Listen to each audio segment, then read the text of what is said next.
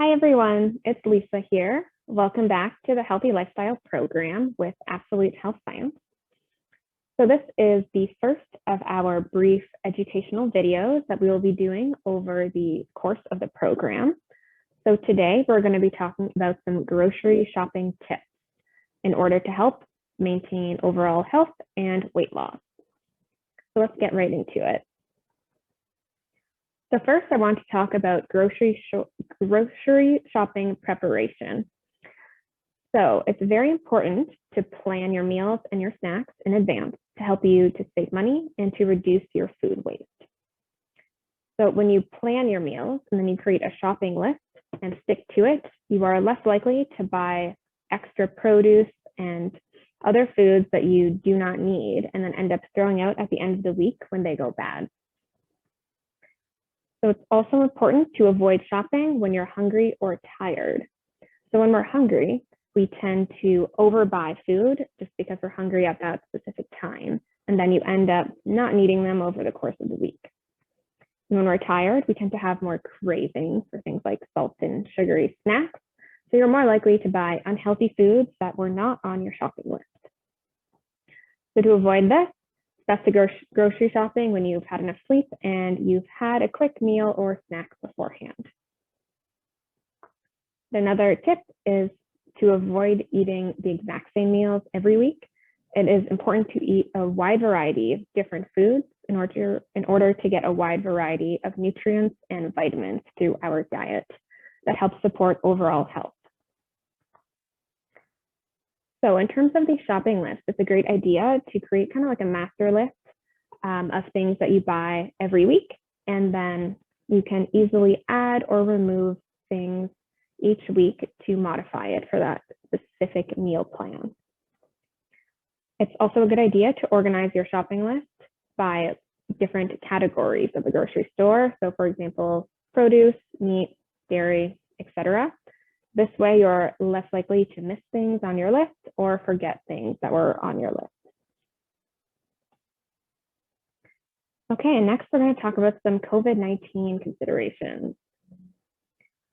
So it is even more important currently to use a shopping list in order to minimize the time that you spend in the grocery store. So when you have a comprehensive shopping list, you can go into the grocery store, pick up exactly what you need, and then leave very efficiently to minimize your contact with other people.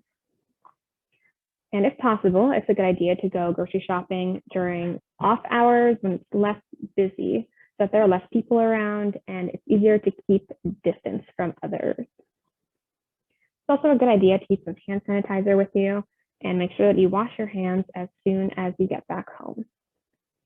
And it's always an option to order your groceries online and do curbside pickup if you want to really minimize your contact with other people. And as always, not only during COVID, it is important to wash your produce thoroughly before eating in order to kind of rinse off any residue or excess dirt that is on the produce. So next, I'm going to talk about perimeter shopping, which some of you may have heard of before. This is commonly talked about by dietitians and nutritionists. So what perimeter shopping is just focusing on the outside perimeter of the grocery store. So that is where like the produce and the meat, poultry, seafood, dairy, eggs, cheese, and the frozen produce tend to be. And that is what you want to buy the most of. So in the aisles, that's where most of the processed food is, and that's why it's better to minimize the amount of time that you spend in the aisles, but you don't buy as much of the processed food. But that being said, it's totally okay to go shopping in the aisles as well, but it is important that you know what you're looking for and that you know how to read the nutritional labels and the ingredients on all of the food packaging.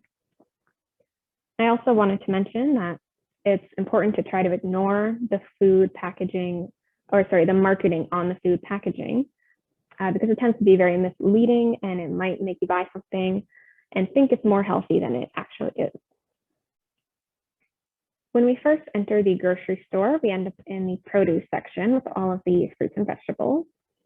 So this is where we want to focus a lot of our grocery shopping. So it's best to try to get seasonal fruits and vegetables and to try to focus on local produce. So the reason for this is that when the produce is local, it is most likely in season and it hasn't had to travel as far as other foods that are not in season. So for example, in the winter, when you're buying a lot of fruits and vegetables, they typically come from places like Mexico, which means they have traveled quite far and they tend to use a lot of additives and ripening agents in order to make sure that they're still fresh by the time they arrive here in Canada.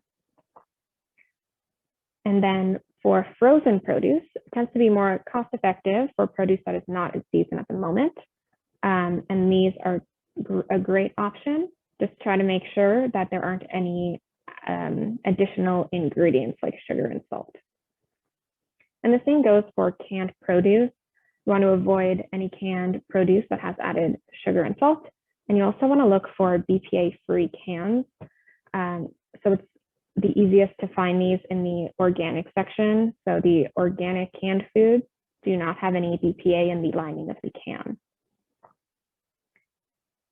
And again, it is best to plan ahead for the produce that you're going to purchase in order to reduce your food waste. And always wash your produce before eating. Next, in the grocery store, you typically hit the meat and seafood section. So in terms of meat, it's always best to opt for the leaner meats, such as chicken and turkey. And then you want to minimize the red meat. So those are beef, pork, lamb, veal, and goat. And that is because the red meats tend to be higher in saturated fat, and they are correlated with certain types of cancer and high cholesterol. So that being said, you don't have to avoid red meat 100%, but it is best to minimize it. So you do not want to be eating red meat every day. And then in terms of processed meats, such as bacon, sausage, deli meat, and dried meat, these we also want to eliminate or minimize as much as possible as well, as they have been shown to have negative health consequences. And they are not typically helpful in terms of weight loss and tend to have quite a few additives and preservatives. In terms of seafood, seafood is very healthy and has lots of omega-3s in it. So you do want to make sure you are eating some seafood if you don't have any allergies. But you want to try to opt for the fish that have lower amounts of mercury in it. So there is the list here on the screen. And you can also find more details about the mercury content and different types of fish on the Health Canada website. It's quite comprehensive. Then in terms of meat alternatives, so you have things like eggs, beans, legumes, nuts and seeds.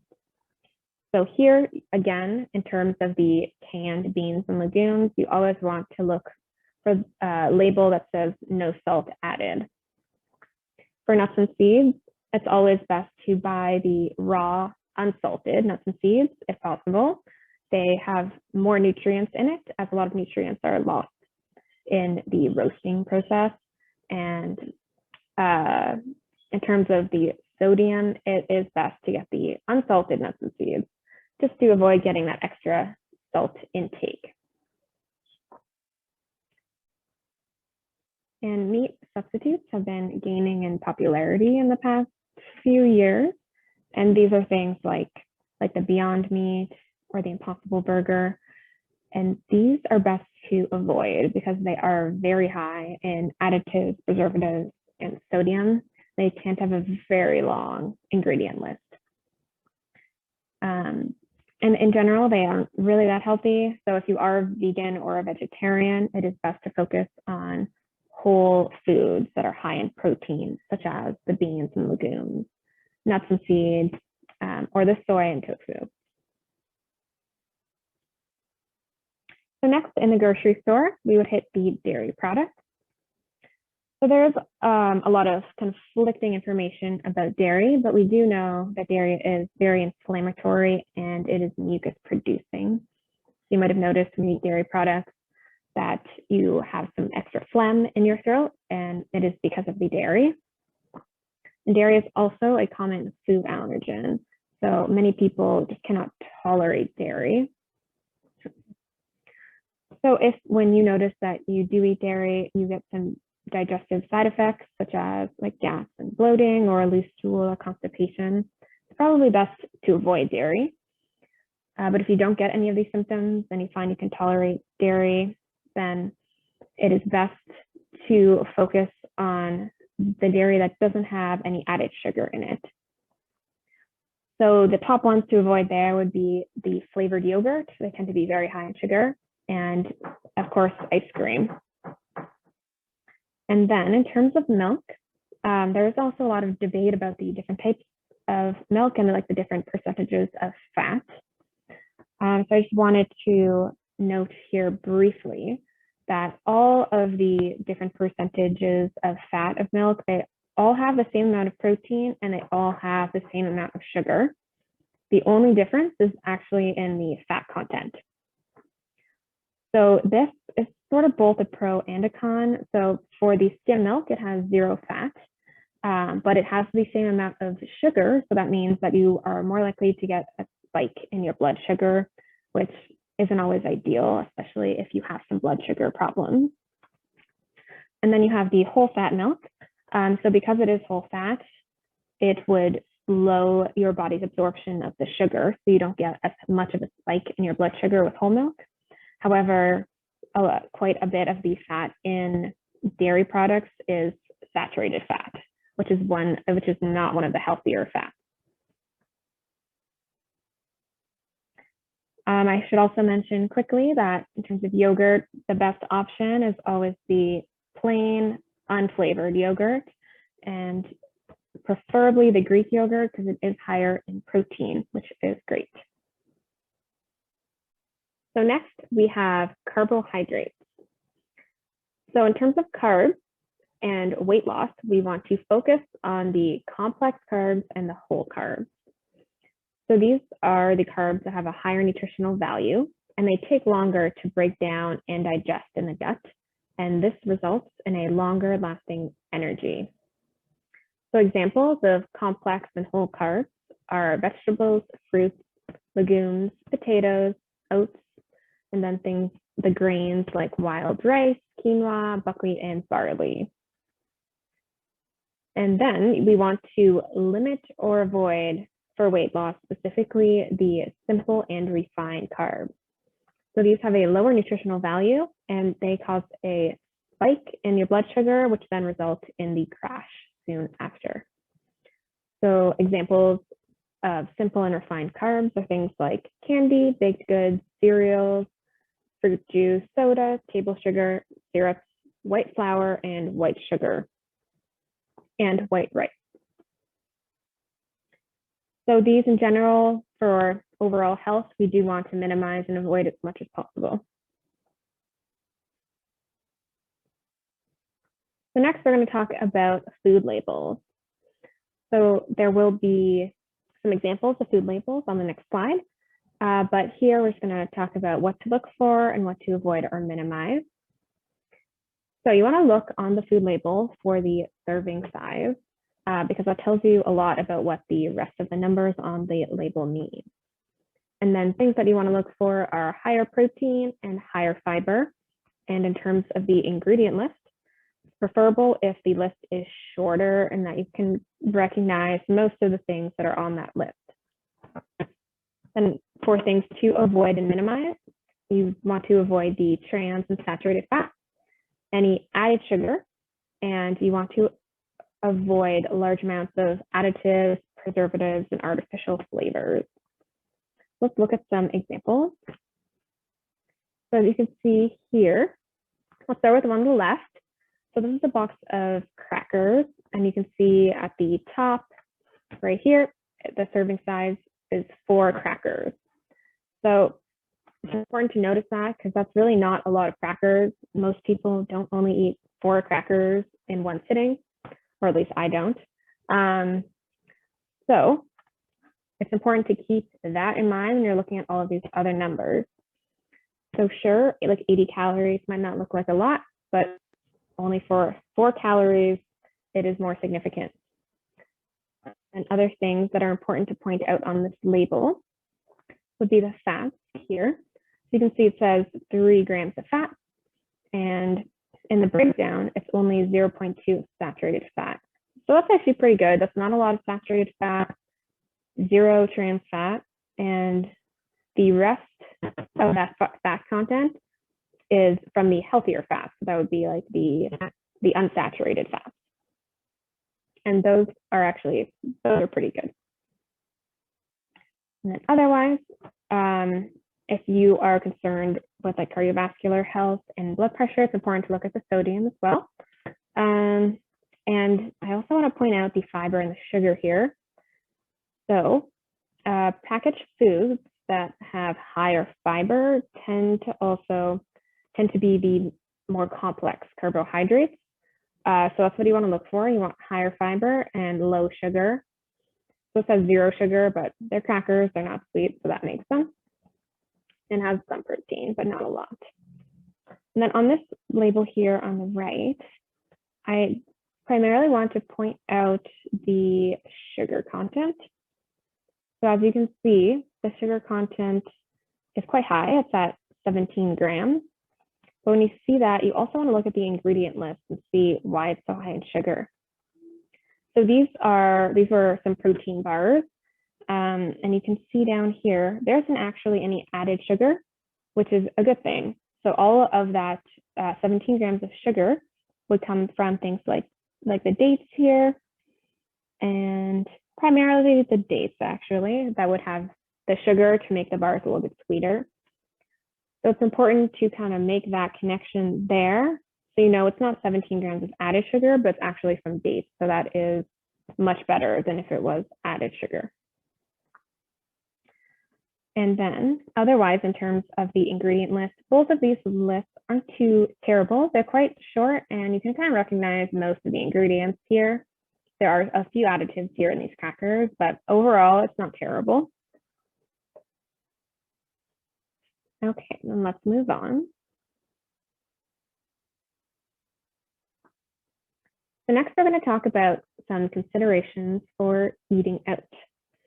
So in terms of health, or in terms of weight loss, it is ideal to eat out less frequently.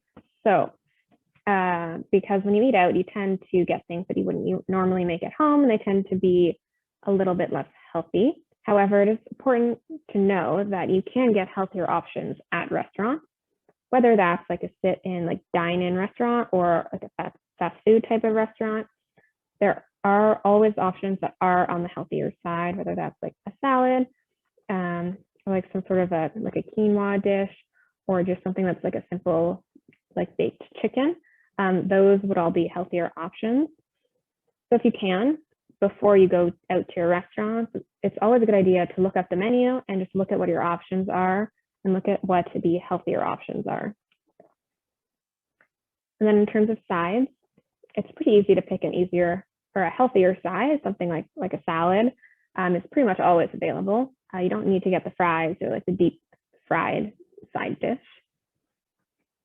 Another thing that's important is to stick to water for your beverage and avoid the juice, the soda, and the alcohol.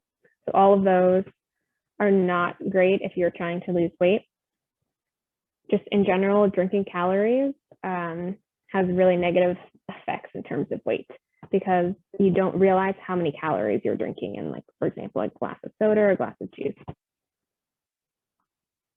Then the next thing is the portion size. So at restaurants, depending on the restaurant, the portion size tends to be quite large. So don't be afraid to like get a to-go bag and take half of it home with you for another meal, or even like splitting a meal with someone you're with. But don't feel like you need to eat everything on your plate just because you're out at a restaurant. So try to eat slow, and that'll help your to get the message to your brain when you're full, and you'll be able to stop eating before you are stuffed and overfull. All right, and that wraps up the presentation for today. So here is all of our contact information again. If you have any questions about anything that I talked about today, you can email me or the AHS email, and we will do our best to get back to you quickly. If there's anything that we talked about or that I talked about today that you want to go into in more depth and you think that would make a good video just focusing on one section, please let me know and we can see if we can make that happen as well. And then otherwise, just a reminder for the program, it is the most beneficial if you're able to book an appointment with me, the naturopathic intern, just so that I can personalize a weight loss program and a healthy lifestyle program to you and your health goals and your weight goals and your lifestyle. So contact us if you have any questions. Thanks a lot for listening, and the next educational video will be coming soon.